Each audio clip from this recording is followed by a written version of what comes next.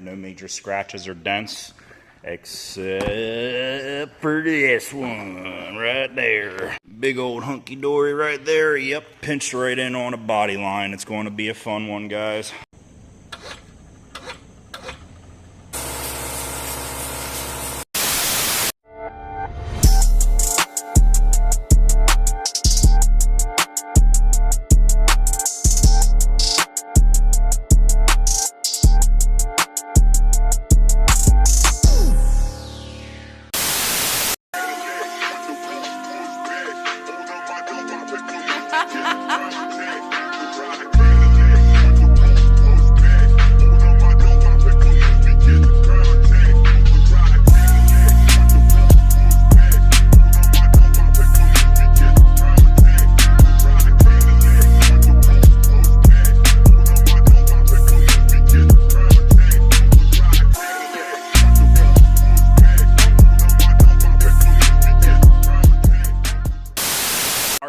Speedokote Finish Network. All right, guys, we have got my 2020 Kia Optima Special Edition. It's just a Kia Optima, but the Special Edition came with the spoke wheels, the dual exhaust. This is like the last year they made the Optima, so this is like their last hoorah. This thing, like I said, for a Kia Optima, this thing is sick. I mean, the interior is just clean, nice. I don't know, just something about it. It just is awesome. The styling, the 18-inch spoke wheels, black with the silver accent to match the black and the tint. This is just a cool car. You know, it's worth fixing up. The car just needs paint corrected. No major damage. Couple dingers here and there. No major scratches or dents, except for this one right there. Big old hunky-dory right there. Yep, pinched right in on a body line. It's going to be a fun one, guys. Go ahead, we're going to get this thing out of the garage, put it on our redneck frame puller, and we're going to grind this down to bare metal, weld some anchors to it, and get to pulling. Catch you guys on the frame machine. Alright guys, so before starting a repair like this, you really want to look at a couple of factors. You want to think in your head, where do you want to start pulling? Okay, so look at these scratches right here, right? We want to start pulling from the point of impact is usually the best place to start. Either that or, you know, also sometimes it just depends on the dent. Sometimes I start at the deepest part of the dent. But we're trying to weld right in the center of that, especially very close to where that point of impact is. We're going to go ahead, attach our chain hoist from Vevor. I believe this thing has a couple thousand pounds of pulling force. It's pretty crazy. It'll start to yank the whole car. So we're going to get some good movement here on this dent. Check this out. Slowly but surely, and bang, popped it right out. And we still got some more yanking and pulling to do. So we're going to weld our anchors in a couple different spots. As you guys can see, we still got a little bit of a low on the body line where it attaches to the bumper, and a little bit of a high. A couple little lows and highs throughout the dent. So we welded in a couple different spots, 3 different spots, to hope that this is going to be like our final hoorah, and get this thing fully pulled out and as close to straight as possible before we start putting some filler on it. You guys saw that pull at the bottom, pulled that body line out, pulling a couple of other small, but I would say kind of bigger dents in the total dent period. We weld those washers in. If you guys do repairs like this, those washers are really good for like spot pulling, and then the anchor is better for pulling like a larger area. So we put on our bumper retainer, and it's looking decent to the point where I'm comfortable putting some filler on it. And you know, the filler that we're going to use, it actually manufacturer recommendations. It actually is perfectly fine to build up pretty tall and go ahead and shape it. So I'm pretty comfortable with that. Look from one side to the other, and it looks pretty decent. We got the Speedokote abrasives. We're going to need some 40 for our rough end and some 80. We're going to go ahead and sand this whole area and get it prepped for filler. I typically just go 80 grit, sand it all pretty good, get everything roughed up, and then wipe it clean before filler. I'm not a huge U-Pole fan. I don't like a lot of their products. However, this Fiberall Light is actually one of the best fiberglass fillers, I would actually say is the best on the market.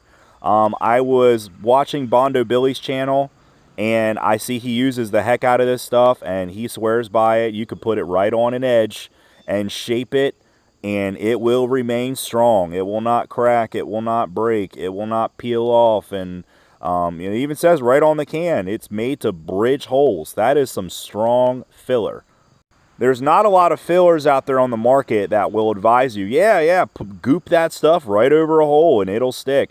Not a lot of fillers out there that'll actually tell you, manufacturer recommendation, tell you to do that. So, you got a pretty strong product. So now we got most of the fill repair done, and it's looking pretty decent. But now we got to go ahead, we got to fill in all the pinholes. So we got the SMR 15. This is from Speedokote. Now this is the best finishing putty in the world. This stuff, it is pretty expensive, but it will cut your body work time in half. It sands ridiculously fast, paired with the Speedokote abrasives 80 grit. And then you can typically step it up to like a 180 and then a 320 and then put your primer right over top. We're going to go ahead and line up the bumper. Came out pretty good. I banged it in there real good. And it lines up pretty decent. It's not perfect, but it's good enough to go ahead and put some primer and paint on it and send it on down the road. So the gap is not perfect. I think I worked on it a little bit after this. I think I did like one more coat. But it came out decent. Now, for those of you guys at home that want to get professional results right at home, DIY, well, this is one thing you grab. Foam tape, okay? Don't do the hard paint lines on the inside of the door jambs, all right? It'll make your work look amateur. This is one thing you can do to just kind of, step up the quality a little bit, even if you're not going for a perfect repair. Just go ahead and do that. We're priming it with the Speedokote Black Aerosol High Build Primer. I think we did about 3 coats over this repair. Really nice coats. The first coat put on like just real light, nothing crazy. And then we sanded it out with 400 and 600 and we were ready to go. We were off to the races. Going to go ahead and clean everything off and it is ready for paint after that. Good to go. All right, guys. Bang, boom, boom, bang. We made it to paint. Quarter panel. Not going to say it's perfect. Decent. I'm probably going to say it's probably as decent as it's going to get without replacing the bumper retainers. Probably a little bit banged up with whoever banged into it. However, for a 2020 Kia, this will be good enough. So what do we got? We're not doing a trunk blend. We're just going to buff it. Not doing a door blend because we're gonna blend within the panel. We're going to take our base coat out to like right here. And just kind of, we probably will get a little bit of base coat on this tape line. Not a huge deal. The paint code is EB, Ebony Black. For those of y'all that don't know, if y'all work on cars, do all the body paint, blah, blah, blah. If you want to get cheap, here is the alternative, Speedokote Jet Black. You can paint you about 100 of these Kias panel jobs with that there gallon of base coat. Happen to have some EB already mixed up, so we're going to go ahead. We are going to use the factory code to be whatever. Who cares? Jet Black, especially if you're blending Speedokote Jet Black, it'll look pretty much exactly the same. There is no metallic in this color. This paint is beat. Still needs more buffing, but there's no metallic in that color. Okay, all that is dust. No metallic, so black to black, it'll work. For the clear coat, we got the infamous fan favorite SMR 1150 back on the Speedokote website. Your boy Marco pulled some strings. We got it back on there, baby. I wanted to make ordering a Speedokote product as simple and simplistic for you guys as possible, for my fans, people that follow me. Most of you guys are just Speedokote customers. Going here for one product, going here for another product, it's annoying, okay? So everything's on the site now, okay? So there's no excuse. Buy direct, speedokote.com. Click me as your sales rep, get your paint. We're gonna go ahead and mask up, suit up, and get ready for paint.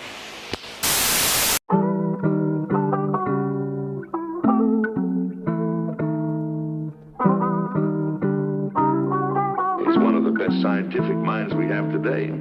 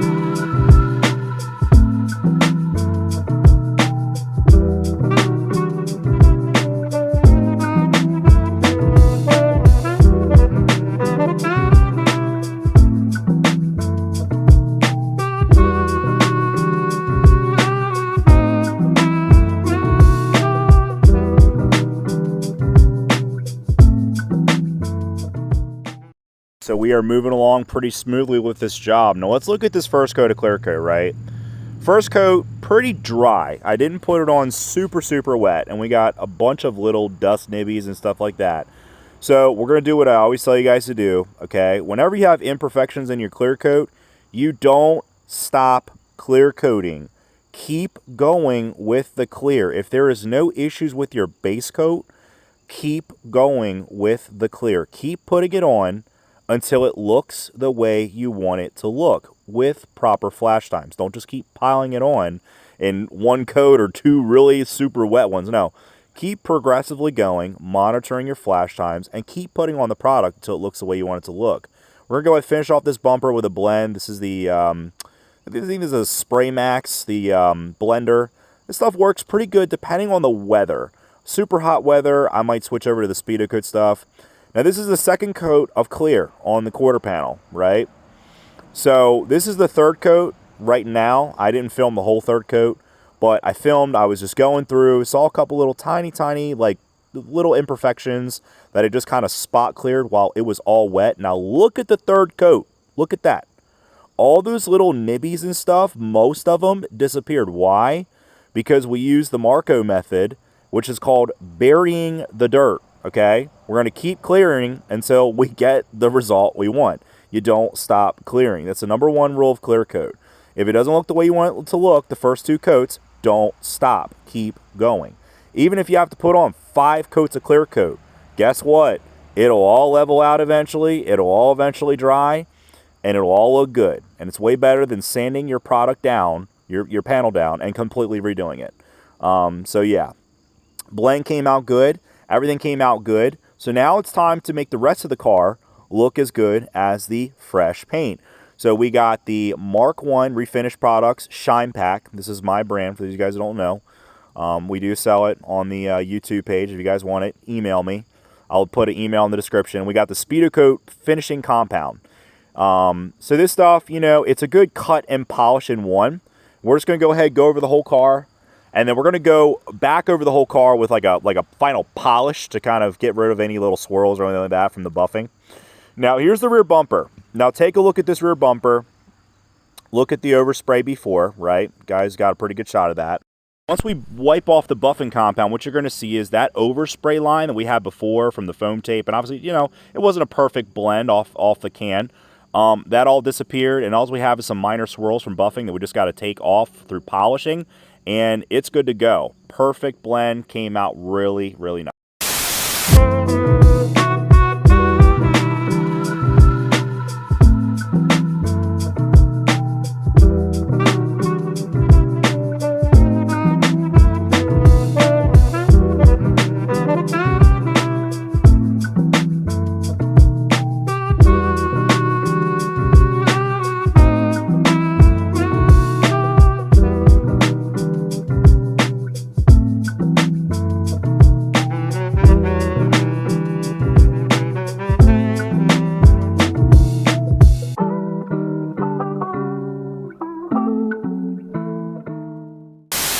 Right, that's going to wrap it up for the Kia Optima. What a project.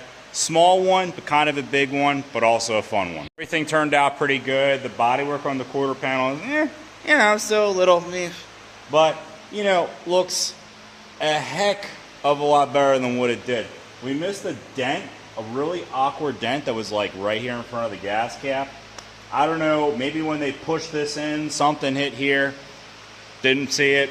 Gonna send it, don't care. Everything turned out really good. This blend back here cannot even see where we started or stopped the clear. Perfect blend. It did need a little bit of polishing, but we got all that stuff, so we're good. Went ahead and did a full 2-stage paint correction over the whole car. Black, you really should do 3-stage. You know, because you guys can see it's still got like a tiny bit of a haze on it. It might just need some spray detail or some of the Speedokote spray ceramic, just to kind of give it like a final shine and clarity to the paint. But overall, it's shined back up. And the most important thing is the shine from the quarter panel to the door matches, and all that is fluent with the rest of the car because we polished the whole car, each step the same exact way as we did the quarter panel and that corner of the bumper where we painted. I'd be walking up on this thing really close to see that it's had some body work and paint. Standing here to here, even standing here to here, can't even tell, dude. Gotta say, guys, the SMR 1150 always knocks it out of the park. I mean, this is just a super smooth clear. I did end up doing 3 full coats to try and, I knew we were going to be buffing, so we were going to be taking some of that material off. So I did a full 3 coats. I also was trying, as you guys saw in the video, I was trying to bury some dirt and stuff like that. But I pressure washed this clear coat a day after I painted it. A day. I'm talking freaking right on it. No peeling, no chipping, no problems. This is like the cheapo Dumbo clear. Like this is one of our cheapest clear coats. This is like, I think it's 75 bucks on the site. The only clear we have that's cheaper is like the simple clear on eBay, which is I think it's like a 3/4 gallon kit, $59.99, something like that. But this is one of the cheapest clears we got, man. And the blend buffed out perfectly. It's able to pressure wash the day after you paint it. I mean, this is a knockout clear. Like this clear is knockout. Only disadvantage with the SMR 1150 is it's low solids. So you really gotta freaking like hammer it on there wet. 2 coats minimum. Sometimes I recommend 3 if you have like little dirt nibs. If you got to your 2nd coat and you're like, it's got a little dirt in, got a couple little bit.